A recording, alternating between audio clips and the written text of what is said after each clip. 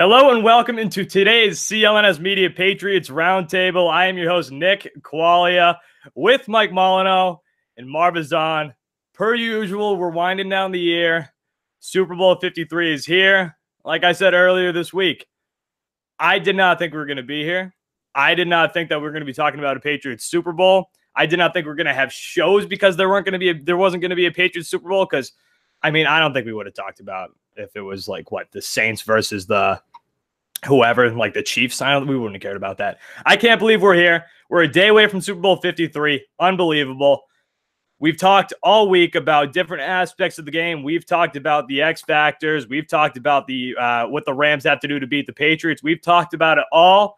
So today is kind of a wrap-up.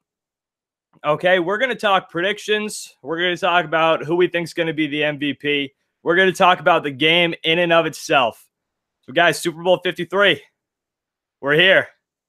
Marv, give me your overall rundown of the game. How do you think it's going to go? Give me your final score prediction. Don't give me your MVP, though, here yet. Don't give you the Not MVP. yet. All right. So, first half, I see the Patriots coming out hot as they've been doing the past two playoff games. Get the ball first and march down the field, take it 5 to 7 minutes like they've been doing and get the early lead. But I also see the Rams, Jared Goff and those guys, I don't see them showing any types of signs of inexperience. They're going to, battle back and score. It's going to be a close game in the first half. I'd say 14-14. Pitches back and forth action, a couple threes and outs, and Brady throws an interception, maybe a pick six like he did in Atlanta. Because there's always, in these big moments, Brady does make a mistake. He does throw interception, whether it was in Seattle or whether it was in Atlanta. I see an interception being thrown, but in the second half, Patriots really buckled down and stop the Rams from scoring any touchdowns whatsoever. I see the score going 24-17 Patriots. All right, Mike, what do you think? Who wins this game? How does the game go? I feel like this game is going to come down to whichever team has a better day in terms of running the football. Obviously the Rams have Todd Gurley, who has been one of the best running backs in the league ever since he came into the league. And CJ Anderson has somehow, some way found a little resurgence with his career and has been pretty productive for them.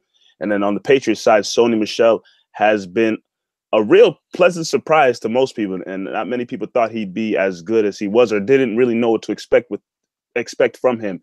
And then next to him, you have James White, who has just been doing, incredible job for the Patriots in the offense throughout the whole season. And then Burkhead has come back and he's, kind of fit in pretty well in terms of getting the couple of snaps that he gets. So whichever team really can establish themselves running the football and even having some good, the pass catching backs like James White. I know they try to have Gurley be that, even though that's not the strong point in his game. Whoever establishes that, I feel like will have the upper hand in the game overall. I'm talking from start to finish, whoever's getting it done on the ground and running. But I do feel that as both teams put up a decent amount of points, it's the Super Bowl. So, Brady's going to be slinging the football.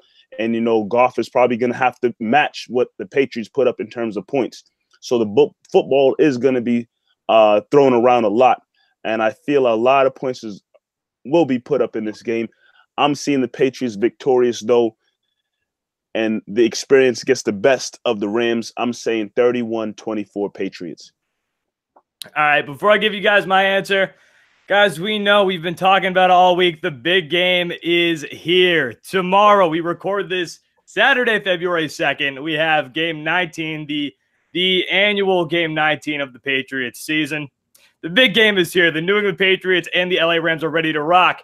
Are you? I'm looking right at you, pal.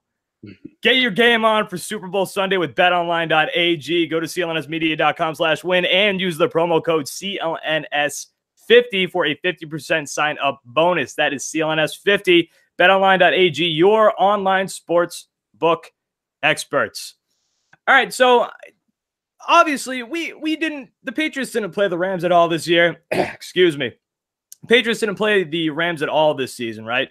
So we've seen highlights, we've seen clips, the basic stuff about this team, but I wanted to do some digging, I wanted to do some reading on this team just to see see what's going on for this Los Angeles Rams team. Because I honestly thought the Saints were going to be here. They should be here. But anyway, a criticism that's been going on with this team all season long, especially when Aqib Talib and Peters were both out, is the lack of depth on this defense. Okay, we talk about what the Patriots like to pick at. We talked about how the Patriots find your weakness or they take away your strength, but they especially pick on your weakness.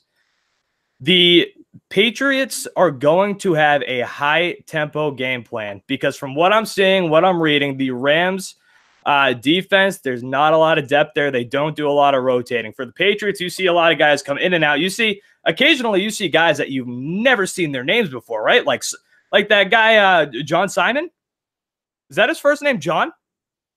Yes. This guy, so, yep. John Simon, came out of nowhere. I didn't see this guy at all this season, and boom, he's all of a sudden in the game. The Patriots have depth, and even if they don't have depth, they kind of trick you into thinking they do have depth. Because of the Rams' lack of depth, they are going to have the same set of guys out there all day long. Because of that, you know what the Patriots do. They love the hurry-up offense. The Patriots, some teams like to run the hurry-up offense in the final 2 minutes. The Patriots will run the hurry-up offense at the beginning of the third quarter, midway through the second quarter. They will make you tired. They will gas you. I mean, hell, we saw that in the Seattle Seahawks Super Bowl, right? They marched all the way downfield. It was hurry up, hurry up, hurry up. We're going to gas this defense. I bet you're going to see that all day long tomorrow. It's the Patriots just love to pick on your weaknesses, and that's going to be a huge key factor to the game. And you're right, Mike. I think it was you who's talking about the Sony Michel, Todd Gurley running game. I do think it's going to come down to the running game. I think it's going to come down to how well the defenses play because the potential for a shootout here is huge. We saw going to into the championship games, the top 4 scoring offenses. This is going to be a big time scoring game potentially, because the Patriots defense, which I think is better than the Rams defense. Patriots defense, if they can step up and if they can shut these guys down and they can take out Todd Gurley, I think the Patriots have a very good chance. I am losing my voice. We have talked all week long. The potential for the Patriots defense to come out here and prove something on the big stage, and please, God, give me a game that doesn't make me want to kill myself midway through from stress. That won't happen. That will not happen. No chance it happens, but please, God, please, I need this. I can't do this again.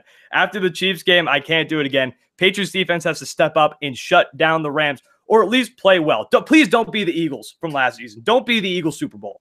That was horrific. Tom Brady over 500 yards. If Tom Brady throws 500 yards again, I'm expecting the Patriots to blow this team out. 50. You're putting up 50. You have to be. The only way, because that was pathetic last year. The only way you throw 500 yards though is it has to be a shootout. There's no way you're throwing 500 yards and blowing a team out. It just doesn't happen. If you're throwing 500 yards, that means the other side of the field is slinging as well. Hey, this whole team, this whole year has been the Patriots playing off of people thinking they can't do things. So, buddy, 500 yards, not get. You know what? Maybe they'll go out and do 500 yards with 20 points. I don't know. Maybe they'll do that just because people don't think they can. All right, guys, real quick, let's wrap it up here. Oh, wait, I got to give my prediction. My prediction, 34-28. I think it's going to be close to the end, but I think the Patriots pull away. Marv, Super Bowl MVP. Are you guys ready for this? Super Bowl MVP Philip Dorsett. A la Deion Branch. I think the Rams are going to, really focus in on Gronk and Edelman in the passing game. And there's going to have to be a guy that catches a couple touchdowns for Brady, and it might go to Philip Dorsett.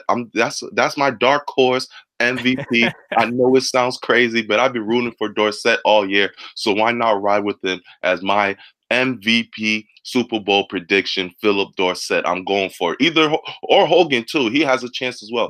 So one of those receivers are going to have to step up big in the Super Bowl, and I'm gonna say it's Dorsett. Mike, who's your MVP? Marv, what are you punching? Marv's upset. He's ready for the game, man. He's getting in. I'm going James White, man. This is a guy who, in many people's eyes and mine as well, he's been the Patriots MVP throughout the course of the season. People think he should have been the Super Bowl MVP against Atlanta. I think this is finally the game where he'll get the recognition as being the Patriots' most reliable offensive weapon from start to finish. James White, we'll have another James White type of game. He might get 10 receptions for 100-something yards. He might get a rushing touchdown and a receiving touchdown. He'll come up big on some third. He'll come up big like he's done all year and pretty much throughout his career in New England. He's been very reliable, and in this Super Bowl, he'll finally get the credit that he deserves and be named the Super Bowl MVP. My guy is on defense. Trey Flowers. I repeated Trey Flowers. He's been a tank this year. He's been a horse. I think he's going to step up big. He's going to get to Jared Goff. He's going to sack Jared Goff 3 times minimum, and he's going to be pressuring him all day long. Watch out for Trey Flowers. I'm telling you, the game plan is going to have to be make Jared Goff uncomfortable. That is going to be Trey Flowers' job all day. True. My MVP, Trey Flowers. All right, guys. That's it. Super Bowl week. It's done. Here, baby. It's here. Let's get it. Shows every single day through the week. If you guys haven't watched them, go back and watch them. We hit on Monday through Saturday. We busted our asses this week. So, guys, go back and watch these shows. Great shows this week, and we will be back. You better believe we'll be back next week for post-Super Bowl. And, of course, Mike and Marv, CLNS Media Patriots post-game show directly after the Super Bowl. I'll just be back here next week, so you guys don't have to see me back till next week. CLNS Media Patriots Roundtable. We'll talk to you guys right after the Super Bowl. Thanks for watching.